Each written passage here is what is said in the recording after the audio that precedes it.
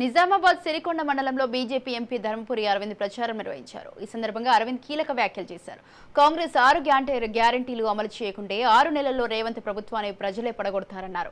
Union civil code ఇవ్వదంటున్న Congress MP అభ్యర్థి జీవన్ రెడ్డిపై ఫైర్ అయ్యారు. కాంగ్రెస్ ప్రభుత్వం వచ్చి 5 నెలలు గడుస్తున్న తులం బంగారం, 15,000 రైతు బంధు, 2 లక్షల రుణమాఫీ ఎక్కడా అని ప్రశ్నించారు. యూనియన్ సివిల్ కోడ్ ఇవ్వదని వ్యాఖ్యానించిన జీవన్ రెడ్డిపై ఆయన ధ్వజమెత్తారు.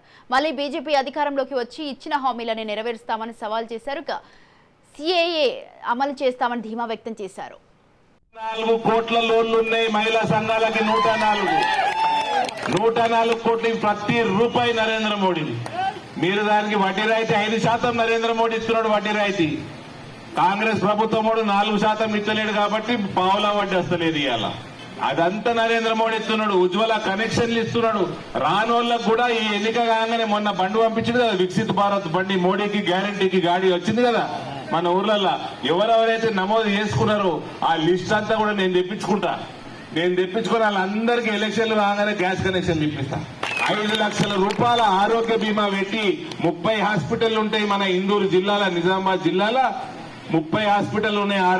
ఆరోగ్య ఆయుష్మాన్ భారత్ కింద ఆ ఆయుష్మాన్ భారత్ పథకాన్ని వాడుకొని 5 లక్షల రూపాయలు మనం 30 ఇలాజ్ చేయించుకోవచ్చు. అది నరేంద్ర మోడీ ఇస్తున్నాడు.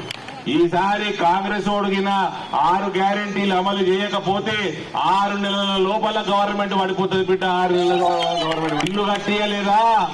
మేము ఊకునేది లేదు. భారతీయ జనతా పార్టీ వాళ్ళం ఖబర్దార్. గవర్నమెంట్ ప్రభుత్వం దించైనా సరే మా తల్లులకి ఇల్లు కట్టిస్తాము, కొత్త రేషన్ కార్డులు ఇప్పిస్తాము, కొత్త పెన్షన్లు ఇప్పిస్తాము.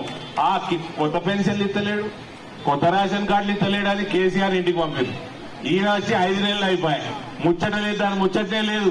మళ్ళా సిగ్గులే కూడా మళ్ళా ఓట్లాడేది నీకొచ్చు కాంగ్రెస్ పార్టీ. అవినీతిమయమైపోతే ఎవడు దగ్గరికి రాడు. కాబట్టి నేను మీ అందరినీ కోరుతా ఉన్నా, రానున్న కాలంలో దయచేసి మోడీని ఇంకా బలపరచండి, ఇంకా పెద్ద మెజార్టీని గెలిపియండి. ఇక జీవన్ రెడ్డి గారు చెప్తా ఉన్నా, మే 13 దాకా హిందుత్వం యాద ఉంటుంది ఆయనకి, రాముడు యాద ఉంటాడు. మే 14 నాడు వీడియోలు చూసుంటారు కదా, ఎట్లొరుతుడు తుర్కుల మధ్యలో తుర్కుల మధ్య నిలబడి ఆజాదీ ఆజాదీ ఆజాదీ అనుకుంటూ వరుతున్నాడు కదా. హిందువులకి పౌరసత్వం ఇయ్యద్దట. బంగ్లాదేశ్కి వెళ్ళి మయన్మార్కి వెళ్ళి వచ్చిన రోహింగ్యా తుర్కులకట పౌరసత్వం ఇయ్యాలన్నట. యూనిఫామ్ సివిల్ కోడ్ ఇయ్యద్దట. Uniform civil code Bharatiya Janata Party రాగానే వస్తుంది. ముస్లిం महिला ఉన్నరీడా.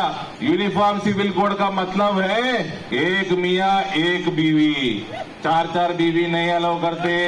ये मुस्लिम महिलाओं के लिए बहुत अच्छा कार्यक्रम है यूनिफॉर्म सिविल कोड.